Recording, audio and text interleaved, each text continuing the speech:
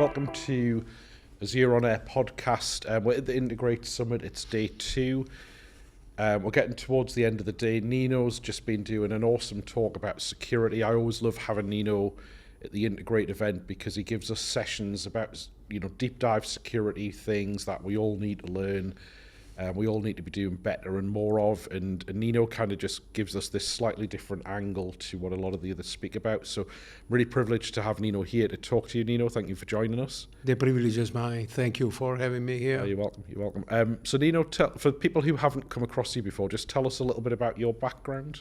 Well, yes, my background is, I would say, starting from integration. I've done a lot of integration in my life. Starting from Bristol Server, I was I would say, kind of famous Bristol Grinch, name it like that. And from that, I started working in any type of, technologies, migrating in Microsoft Azure. And of course, I look about security. I spent the last 3-4 years quite deeply inside the security area. I would say my background is between integration and cybersecurity now, and also a lot about governance, Azure governance, hosting. I've done a lot of things also in this area for big companies. Yeah. So you've been pretty much at every Integrate Summit, but particularly, I guess, the last 4 or 5 years, you've talked about security topics. Just give us, because obviously the old videos are still online, give us a quick highlight of some of the memories you've got of the previous sessions with some of the good security stories you've talked about. Oh, right. Yeah, I mean, it's in the previous session, that was a kind of evolution, to be honest, my person, because when I started digging inside the cybersecurity space, I was quite expert about integration, these kinds of things, and also about, I would say, yes, security, quite related about integration. What I mean by that is, network security, perimeter, all these kind of things. And so for me, it was this type of evolution, starting from this mindset, where I start digging about the most obvious topic for me about security. It was about understanding penetration testing, how people can actually get hacked, or how you can actually hack or a web app or a logic app or a public API endpoint. How does it work? So that's, for me, was all my question in my mind. And from that, I start speaking in Integrate. And I remember I delivered a session. In the first, it was about try to motivate people in looking about the importance of governance, organizing the cloud, and looking about the security posture, all these things. Because for me, it was quite natural, because I was also coming from a quite strong experience and background in the governance and security area about, I would say, very related to the governance and cloud organization, everything. So for me, it was really natural to do that. And from that, I move on the more technical side, so looking more about the endpoint, API. One of my sessions, it was about protecting API. 70% of the web traffic owned by API, which is true. Yeah. And this is one of my session. It's starting from there, I kept digging and digging and digging. And because for me, it was just a matter about really understand what exactly is security. Because I hear a lot of people around speaking about security and chatting, shouting things. It's not really easy to understand what is really important, what you really need to do, all these kind of things. And for me, when I realized about the perimeter and penetration testing and API, all these kind of things, but after that, I started thinking about, well, okay, I got it, everything, but why all these companies, they get hacked? Because we are speaking about company like SolarWind. Yeah. SolarWind is a very famous company. Yeah. I mean, I'm very confident they have a very strong security measure. They are using anything is possible to avoid any type of cyber threat attack. I'm very confident about that.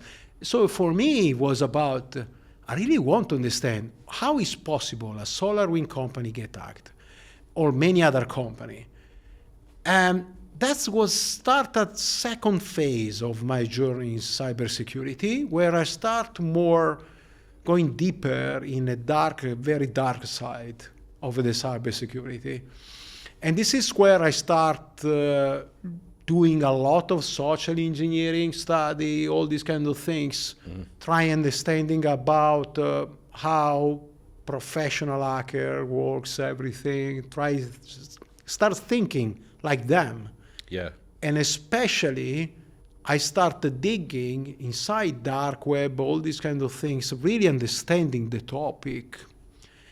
For me, it was really a light the day where I saw a video. I don't know if you know about the Linus Tech. Is Linus Tech? No, I don't. Is a very famous YouTuber, very Right, famous. yeah. Is a 15 million followers. It's big one. And I remember this video. It was Linus. He was on camera, naked, in front of the desk, trying understanding what was going on, because he got hacked. Yeah. The channel got hacked, so the attacker had been able to change the banner of the channel. They actually been able to publish videos about Elon Musk proposing a new investment in Bitcoin, everything.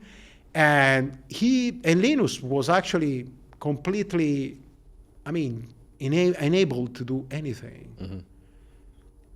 I was watching this video. How this happened? How is possible?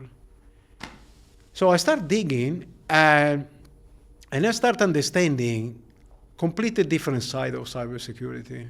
And that for me was just blowing my mind. Yeah, I think, yeah. what the heck? Wait a moment. This is not about perimeter. If I am a good hacker and I really want to hack a company, I'm not going to attack the perimeter. It's a big investment, and especially when you look about the technology released by this big company like Microsoft, they do a really good job. There is so much now. You can actually have everything you need between firewalling, gateway, artificial intelligence now, looking about any kind of things and recommending you wherever you need to do in the cloud for technologies. It's okay. So if you think about that, how much do you think an hacker or an organization is going to be very interested about, let's start doing a penetration testing? Yeah, I don't it's almost think like we've so. made it too big and so complicated. Yeah, There's of course. other much easier soft targets. Yeah, of course, absolutely. So for me, let's do a different way. Why we don't just study the company? We get the profile about the company, and we look about understanding what is the best attack scenario to get the job done. And this is actually the challenge. I hope people really got this from my session before. That was the message. The real ability of hackers is not, I would say, the technology-ish side. It's more about the way to think so smart and so badly, they're actually able to get the click from the user. Yeah. That is the smart guy. These people are people that do a lot of social engineering for quite a long time before attacking. They study the entire company. Even with big company, they can even decide to get a person in just to study better the company, all these kind of things, all profiling, interest profiling, everything. And after that, just wrap up very good attack and perform the attack. And 99% is going to happen, right? So, because like if you look at the scenario I used during my presentation, that's for me was like, I think, okay, what Nino is going to do if he's going to decide to attack a very interesting company who is developing things in Microsoft Azure. So thinking in my mind is immediately, okay, something really smart. I'm going to attack DevOps. Yeah, yeah. DevOps is the best things to attack because all code are in there. Yeah. And if you think about how many people are using DevOps, a lot. Mm-hmm. All developers, a lot of people So are are you actually thinking like access. with DevOps as a target, are you thinking you could compromise DevOps impersonating a user and then supply chain a dependency into Of the code or course. something like that? Of course. Do Of more? course. Yeah. But the real strategy, some people think about that hacker, they get in the company and they hack. Mm-hmm. And they start doing things, steal data, wherever. No, this is not exactly the case. There is different categories of hackers, organization. The most dangerous at the top list are the APT, Advanced Persistent Threat Group. These are the very famous, quite dangerous group around. They've been known by APT groups because they are really good on doing APT and persistent threat. And for that, what I mean is they get inside the company, they don't do anything. The only things they do, they just get inside and they start put persistence present in the company. Mm-hmm. That's it, in pure silence. For even 1 year, 2 years, 3 years, wherever it takes, they do it. And believe me, company don't actually spot this. If you look, that's a very clear example. 2 days ago, Ticketmaster has been hacked. Mm-hmm. It's a big company, all people know that. This has been defined, I think, almost the biggest historic data breach in history. It's crazy. They stole, I think, I don't know, hundreds of terabytes of data from Ticketmaster, and we don't even know where else, because they actually came from snowflakes. But the point is how they spot this attack. How? That is the things. They actually spot the attack because they found the data leak in a dark web. Mm-hmm. This is how. So you immediately think of that and say, well, wait a moment. Oh, so it was not the SOC team. They actually spot this attack, or they use a tool, or they had kind of things. And we know they are using tools and security tools for that, but they actually didn't see that. Yeah. They actually spot the attack because they saw the data in the dark web. So this is going to make you think about, okay, so how long these people has been in there? And this is the big point. And this is the advanced persistent threat approach of hacker, of criminal. And this is how it's going to work. So super scary. Yeah, I would say extremely scary. So I feel like I enjoy listening to you talk through this. Your journey's really like your Darth Vader of security, really, because you've had to go right to the dark side to learn all the ways of the the ways of the Sith, to come back to educate us how what your learnings are. It's quite a compelling story. So. Well, yeah. I mean, it's since I was a kid, and this is my quality. If I can now define a quality, is a quality now. For my mother, it was not a quality. I was a really bad kid since I was very young. Always doing bad Don't things. believe that for a minute, mind. No, it is. Believe me, it was a really bad one. Yeah. I was always combining something bad. I was always doing something bad wherever. And my mom, she was so mad at me all the time, everything. She was always telling me, Nino, you won't do anything good in your life. You are so bad in the things. But you see, I'm good at this. And this is the things I enjoy, because one of the things for me was just very highlighting. It was about looking at the things about, wow, actually this is true. Because when we log in a portal, in a DevOps, in Azure portal, in YouTube, wherever we are using, yeah, we actually have this cookie somewhere in the browser. So in my mind, I start thinking, I want this cookie.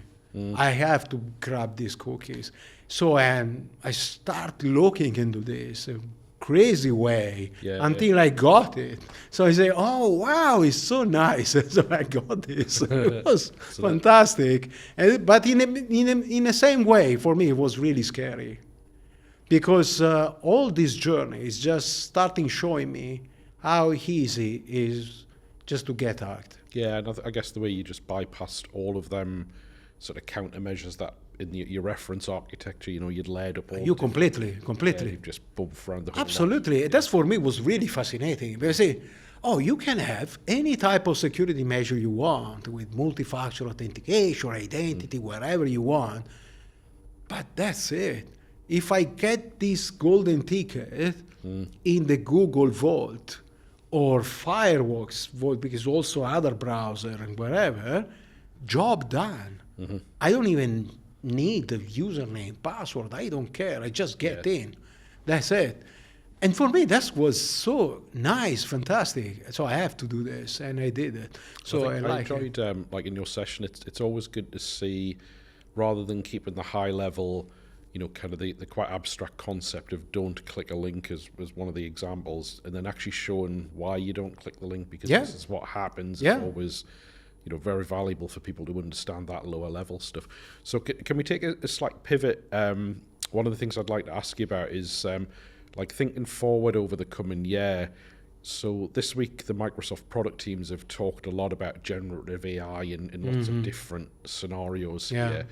Product-wise, we had Mick Badron on earlier talking about some of the healthcare things related to generative AI. And one of the things we didn't really talk a lot about in Integrate was the security aspects. What's your thoughts on how the relationship between companies investing in AI and what that means for security?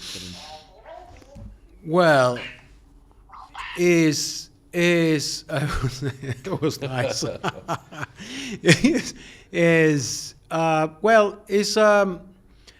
So my thinking is I deliver, and I look about the security aspect of AI. When I first things I actually spot AI, for me was like, oh, that's very interesting. And one of the things I've done, I just landed in Hugging Face portal, and I start getting models, AI models, and I start looking about what can I do with AI. Can I actually attack people or companies with AI? Yes, you can. That's cool. Can I actually get a very smart model, uncontrolled model, and can actually teach him how to attack people? And yeah, you can. That's great. So there is definitely the bad side of AI, definitely. But there is also the good side. Yeah. And that is, I think, is the key here.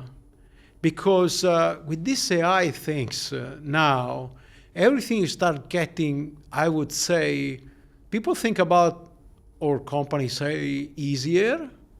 I think it's going to be a bit more complicated now for some aspect, because with this AI things, think about, you have a free uncontrolled model published on the internet. You can download a Mistral model. And if you have power, and there are people with money, you get the model, and you just start instructing the model to do any kind of nasty things you want. That's the job, a quite easy job to do. It's nothing even really complicated. You just need money and hardware to do that. Yeah. That's it. And so if you think of something like that, say, are there actually people doing this? Yeah, I can guarantee you that. People are doing this now. Yeah. So how you can protect yourself from this? Well, I think you need to use AI in the other side. Well, I guess, the big lesson, it's a technology conference. We talk about this regularly, about the people process aspects of security. Yeah. And I guess that's the first step for me, isn't it? Co-pilot type things to guide users. You've got this email, this looks a bit dodgy. Are you sure you want to do this? Do you trust it? Can be the guidance that helps mitigate user errors. Yeah. And then helping you with process, I think, some of the education pieces that, because let's face it, people are so busy that one of the challenges is they're not up to speed on some of the security best practices that they should be doing in their day job. Even, forget about the developer, even just, the native person who's a business user who may do a job, they probably don't think a lot about what should I do to make sure I'm doing my job in a secure way. And that guidance, I think, could be yeah. I mean, there are scenarios where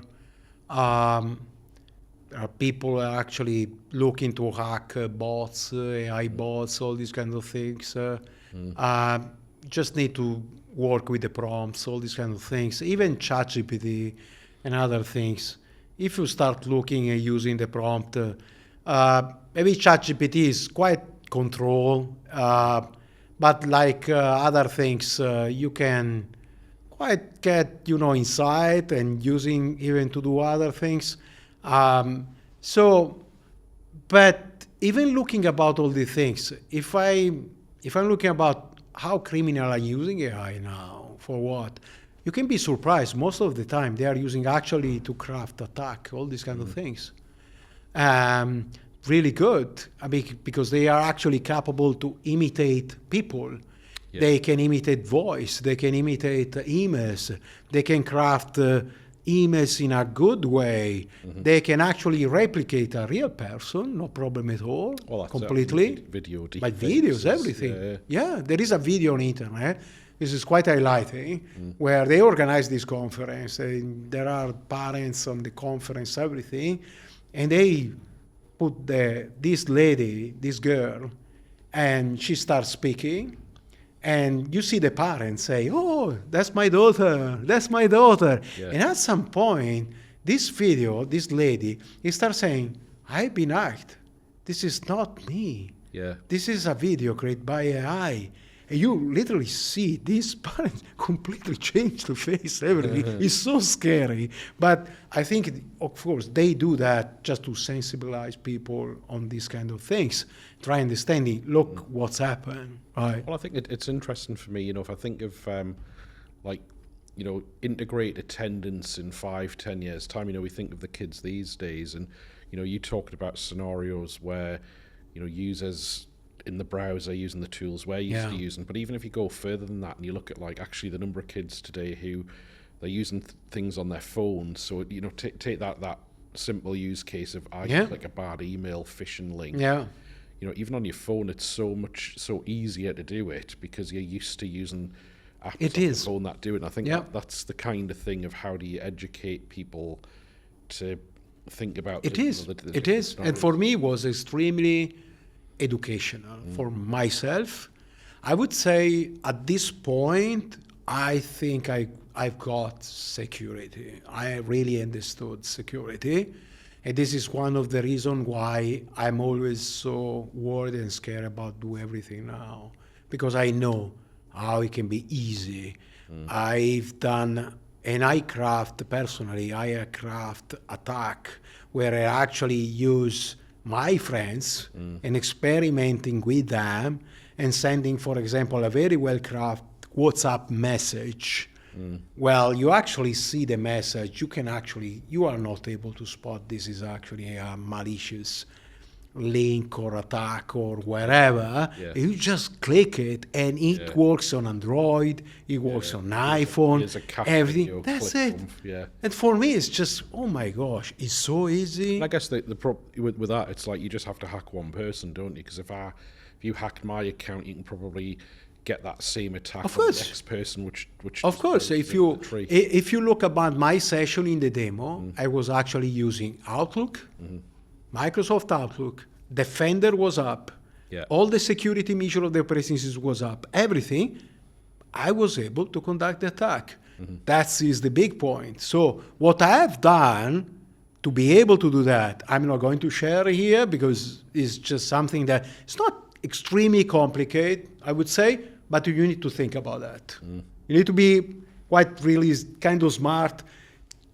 So this is where technical things and knowledge come up and say, like for an integration guy and thinking about, oh, I can do this, with also a quite strong experience in web development, all these things. So I put all my knowledge together and say, but if I do this and I craft in this way and I do this in this way, maybe they are not able actually to see what's happening here, and this is working. So I think we're just about coming up to time, Nino. What I'd like to ask you about, if we take a tangent from security a minute, at the Integrate Summit this week, what things have really sort of resonated with you that you find exciting to learn more about? in Integrate, Yeah. several things. I would say for me, integration is a super important topic and is very complex, definitely. I don't think people really realize how much complex is integration, to be honest. They just develop things, but they don't see how much integration things you have in order to deliver this solution. Yeah. It's a lot of integration. It is super complex, and the topics inside is crazy complex. And this is what I enjoy about this. I enjoy looking about new things coming out to solve problem. When I look about the announcement today about service bus, geo-replication, everything, I was thinking, wow, yeah, but that's really complex things. But if you look about this is what actually we need. Yeah. This is super important. Yeah, we had a good podcast earlier actually with Clemens talking about Yeah, that. definitely. This is super important because if you look at something like that. And also, Clemens mentioned about the one things that for me was really spot on. It was about the synchronous replication across, which is not really easy to achieve, but actually Microsoft did. And this is, I think, is the only one provider doing this. So for me, it's super interesting. Do you think there's an element with that? So I was asking Clemens when we talked about that, it's like, I feel like as users of that service, sometimes it's easy to take for granted how complicated it is for the cloud provider to make that service do that, when for us, we just send a message over HTTP. Of course, yeah. Do you think that kind of appreciation of the complexity kind of hinders us in security in some ways, because maybe we take things for granted a bit too much and don't like really understand how they work? Yeah, I mean, I don't think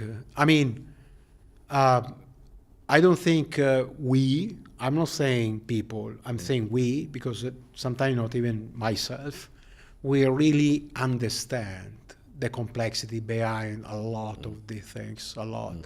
And I'm speaking about the example about the Azure Service Bus, but I'm thinking about a lot of things about cybersecurity.